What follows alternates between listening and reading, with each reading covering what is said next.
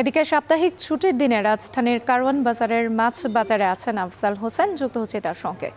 আফজাল, রমজানের মাছের বাজারে চাহিদা কেমন দেখতে পাচ্ছেন? কোন মাছ কত দামে বিক্রি হচ্ছে আর কোনো অভিযান চলছে কিনা এই মুহূর্তে?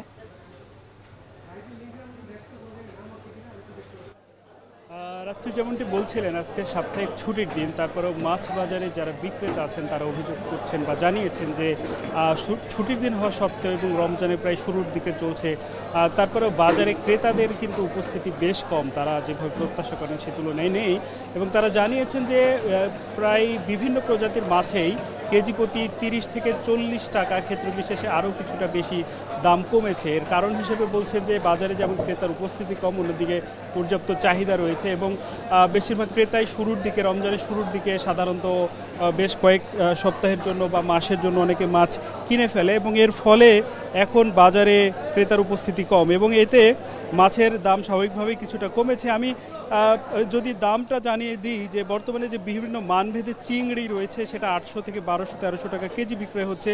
পাবদা বিক্রয় হচ্ছে প্রায় 400 টাকা কেজিতে, চাপিলা বিক্রয় হচ্ছে 200 টাকা, রুই বিক্রয় হচ্ছে আড়াইশো টাকা, যেটা রমজানের শুরুতে 300 টাকা ছিল। পাঙ্গাস বিক্রয় হচ্ছে 160 থেকে 70 টাকা, যেটা রমজানের শুরুতে 200 টাকা পর্যন্ত বিক্রয় হয়েছে। সিলভার বিক্রয় হচ্ছে এখন 160 টাকা, যা এক সপ্তাহ আগেও ছিল 200 টাকা।